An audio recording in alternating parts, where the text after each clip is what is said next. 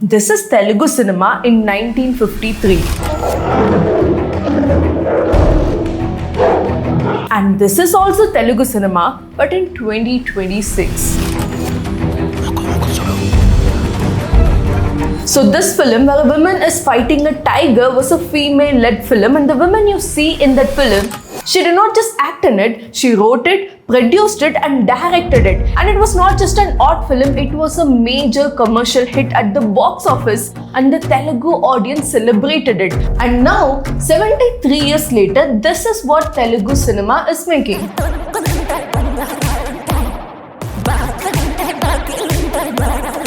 I really want to know what happened in between these 73 years that changed the filmmaker's mindset and the taste of the audience so drastically. So let's find out then versus now of Telugu cinema and how it went downhill over time. Let me first show you how good the back then was, because people assume cinema gets more progressive over time, but with Telugu cinema, in some ways, it kind of went backwards. This movie is called Chandirani. The woman here was Bhanumati, and she is officially regarded as the first ever female director in the history of Telugu cinema. But just simply saying director does not even justify her role here. She was the actress in a double role. She was the writer, she was the producer of the movie, she composed and sang songs in the same movie, and she owned the studio it was made in, Bharani Studios, which means at that time when most of the women in the country, in our country, could not even open a bank account easily, she was by many accounts the only woman in India who owned a film studio. And Chandirani was not some small experimental film. It was shot in 3 languages at the same time, Telugu, Tamil and Hindi, and released on the very same day in all 3 languages, which was a record at that time. And the movie made a very good money. It was a clean commercial hit also. And she's not the only one. Look at Savitri Mahanati, the greatest actress of that era.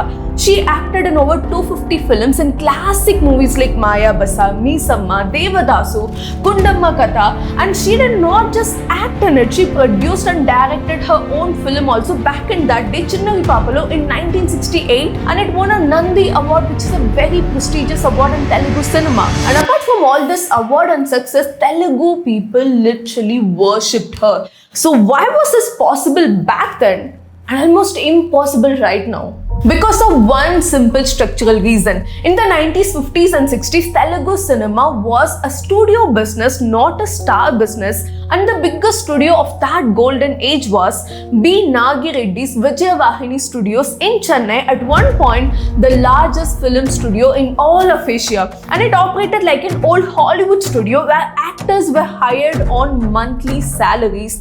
Even the legends like NTR and A&R worked on salary basis for these studios.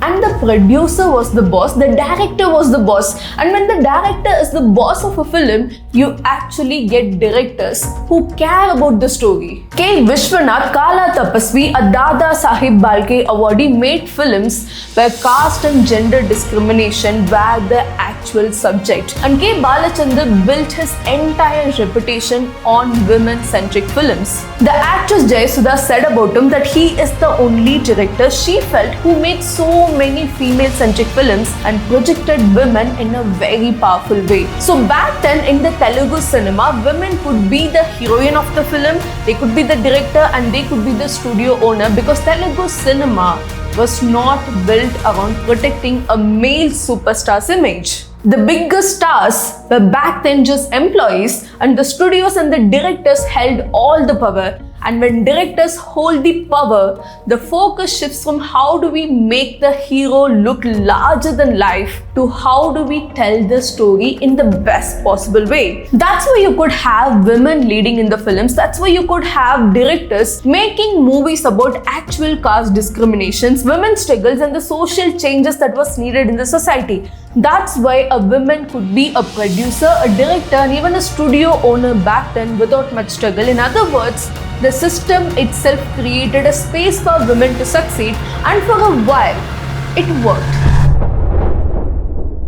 Now let's come to 2026, to one of the most expensive Telugu films ever made, a 350 crore rupee film called Peddi, directed by Bujji Babusana, lead role played by Ram Charan and music by A.R. Rahman. And I want to be very clear here, this is not some cheap amateur film. Bujji Babu is a national award-winning director. He trained under Sukumar, the director of the Pushpa movie, and the music for Peddi is by the legend A.R. Rahman. The budget is reportedly 350 crore rupees, one of the costliest Telugu films of all the time. So this is not some bottom of the industry, this is a premium tier movie in the Telugu cinema, the kind of film that represents what Telugu cinema consider its best. Now here's what that quality film did with its heroine Achiyamma, played by Janhvi Kapoor. You first get to see her navel, then chest, and then finally the face. And then there's another scene where the hero forcibly kisses her during a power cut without her consent. And then there's another scene where a group of rowdies try to undress her at a political rally only for the hero to come and save her. But the irony is, so far he only fantasized about undressing her, touching her, and even kissed her without her consent. And of course, there's also a dance number where she is literally performing in front of a crowd of drunk men. That's Achiyamma's role in one of the biggest Telugu films ever made. So the heroine is marketed as a fierce and fearless woman, but what does she get to actually do in the whole film? That's all. And you can find the similar pattern in many Telugu films, for example Pushpa, Alavaikunthapuramalu, Sarkaru Varipatha, Devara, and I can go on and on forever. Now the backlash for the movie Peddi was so strong that the director had to publicly apologize. He said cinema should never make anyone feel uncomfortable or disrespected, that it was never his intention to objectify any female character, and importantly that the team had decided to change the scenes people were upset about. Imagine they are re-editing a 350 crore film after its release. But what we need to talk about is consent. Janhvi Kapoor's makeup artist publicly stated that Janhvi Kapoor had questioned these exact problematic shots during the post-production work, and she drew a professional line saying she was not comfortable. And the final edit kept the footage anyway. And I want to be fair here, there are some leaked messages going around reportedly from Janhvi Kapoor's very own Instagram account, but those are unverified, so I'm not going to treat them as a fact. But the makeup artist statement though is a fact, and it's on the record. But the funny part is, despite all of this backlash, the apology, the re-edit, all the sexual assault headlines, Peddi still crossed 200 crore rupees at the domestic box office in under a week. The objectification that we all are crying about actually got them a lot of money. The film worked for the Telugu audience, which is exactly why we have to stop asking, is this morally right? And start asking, why does this keep making money for them? To understand this, you have to meet the man who more than anyone taught Telugu cinema how to look at a woman's body. And he did it not as a villain but as a celebrated blockbuster director. This is K. Raghavendra Rao, one of the most successful directors in the Telugu cinema history. And he launched dozens of careers, and he has a nickname that the media literally uses for him, the navel specialist. His signature shot is, in song after song for decades, he would place fruits and flowers on the heroine's navel. Oranges, coconuts, rice, grains, flowers, and the camera would literally worship that one spot. See, this was not one bad film, it was the method, his signature style. He reportedly started it around his 50th film and continued doing it for the next 100 films. And the most important thing is, when he was asked about it, he did not apologize for it. He defended it on camera. So his words were roughly, the waist is a beauty spot for women, and throwing flowers and fruits on it is to worship it. He literally called it worshipping, and that's how deeply this trend got embedded in Telugu cinema. In Sudigadu 2012, the famous navel shot was parodied by dropping a watermelon and a pumpkin on the heroine's stomach. In Action 3D 2013 film, they even made an entire tribute song around it. That's how normal it had become in the industry. In fact, by 2016, actress Pragya Jaiswal reportedly asked the director to do the famous fruit shot on her navel as well, because by then it had become almost a tradition. That's how a trend becomes a norm in the industry. First one powerful director did it, and then the film becomes a hit and the audience likes it and the other filmmakers also copies it. And suddenly the entire industry starts looking at women through the same particular lens. It became so normal that even some of the industry's biggest directors prized it as an art form. Dasari Narayana Rao once called him the Raj Kapoor of the South and said the heroine's navels look most beautiful in his films. But what did these actresses at the receiving end of it actually think about this? For the longest time, to be honest, they could not actually say anything, but when they finally did, it's worth listening to. Taapsee Pannu, now a topmost Bollywood actress, was actually launched by Raghavendra Rao in the Telugu cinema called Jummandi Nadam, and years later on stage she did talk about that particular naval shot. So, and the director who launched me, he is known to have the Midas touch in terms of launching actresses. So, and he's known to show the sensuality of a woman by showing the midriff and throwing fruits and flowers on the midriff. मेरी बारी आई. I don't know, maybe because I was not prepared in my midriff, as I told you. मेरे पे फेंक के मारा एक coconut. And you know what happened? She got trolled so badly by the fans that she ended up issuing a clarification, which is almost like an apology to that particular director. And keep that in mind, because this same pattern shows up again and again in the Telugu cinema. This is Radhika Apte, and she made her Telugu debut with Balakrishna, the Telugu superstar. I think the one industry I've struggled the most with is Telugu. Okay. That industry is patriarchal and so sort of male-dominant, male-chauvinist. I mean, it's unbearable. She literally said she put an end to it and walked away completely from the Telugu industry. And see what even Balakrishna, the Telugu superstar, had to say about what his fans want.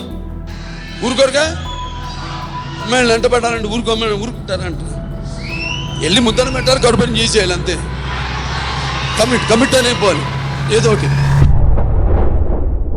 Three reasons. There are three particular reasons why Telugu cinema went from this to this, and none of them, as we think, oh, just the directors are so evil.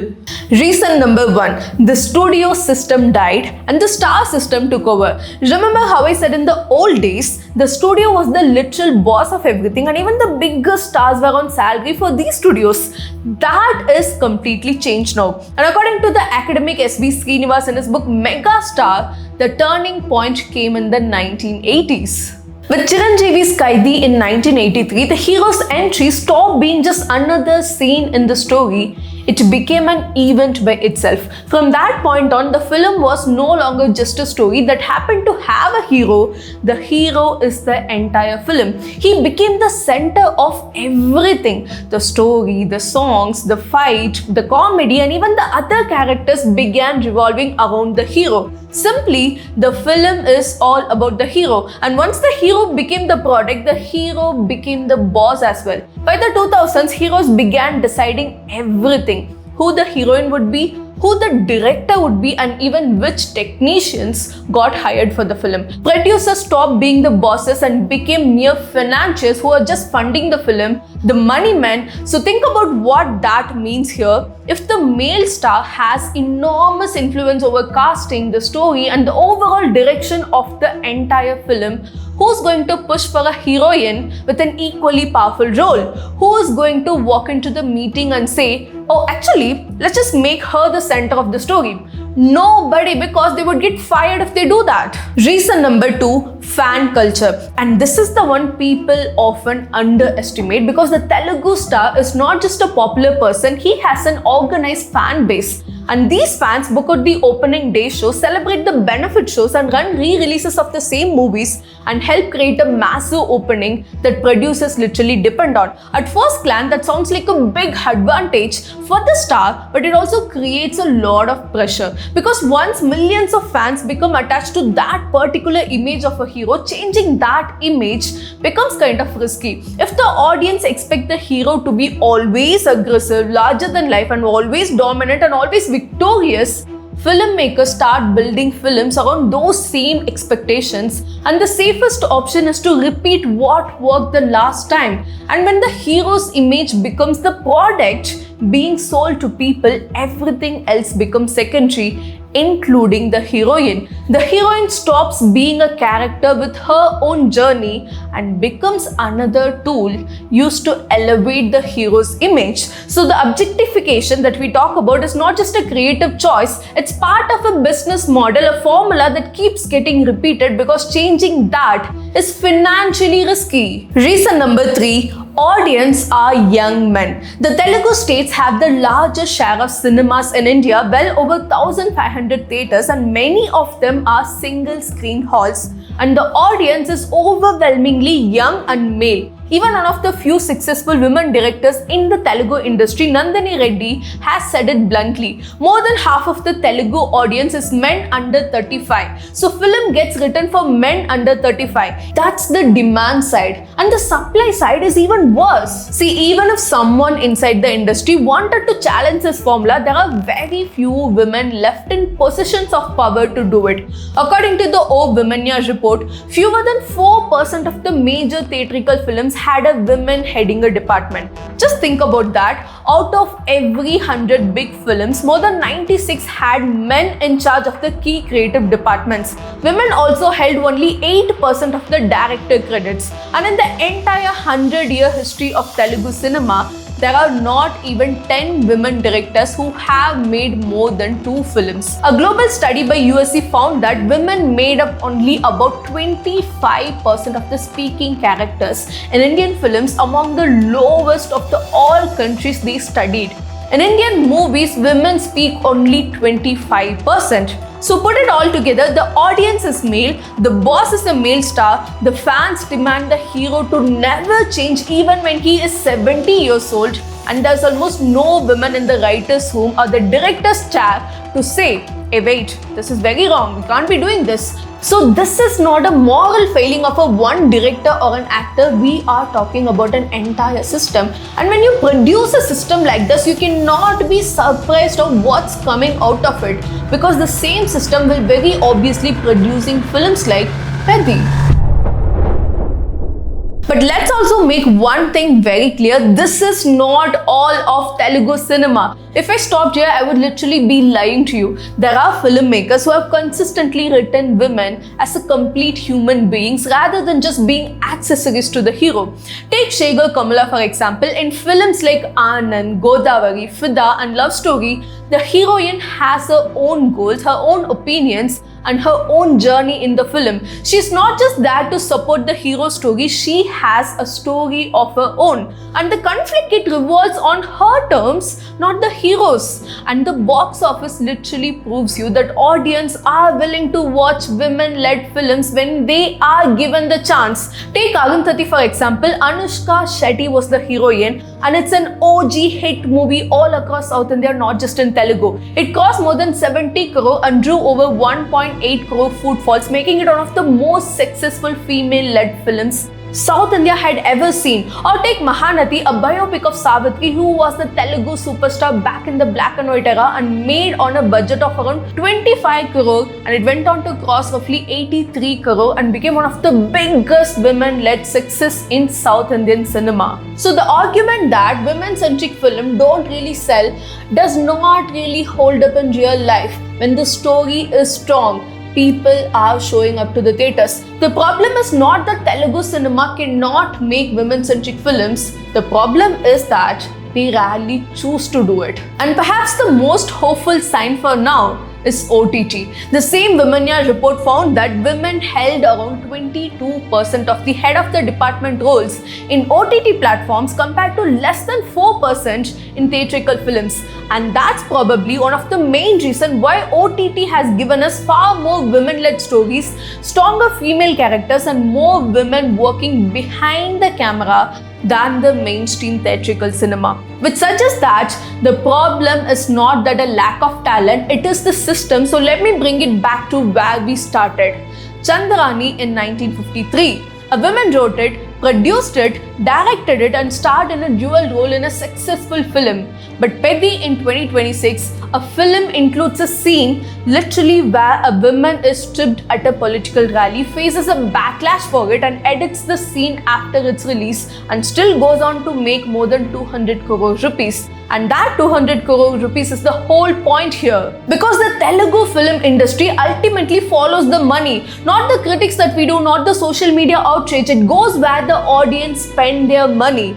And as long as films that reduce women to props continue to succeed, the industry will keep making them. So if you actually want this to change, don't watch the press releases, watch the numbers that are going on, watch whether more women start directing major theatrical films, watch whether star vehicles begin giving heroines real stories instead of just treating them as decorations in the movie. Watch whether female-led films start regularly crossing 100 crore mark, because that's how you will know the industry is changing. Until then, the industry will keep saying it's only giving the audience what exactly they want, and they are not completely wrong. Because we are the audience, and every ticket, every stream, every blockbuster is the vote that we cost for them, and the industry is counting on those very votes. If this video made you think differently about a movie that you have watched so far in Telugu, do me one favor, subscribe. It genuinely helps the channel grow.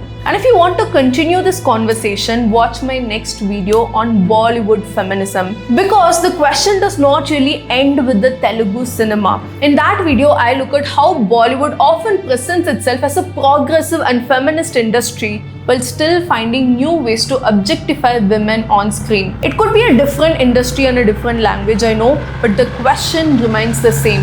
Who is cinema really being made for? See you in the next one.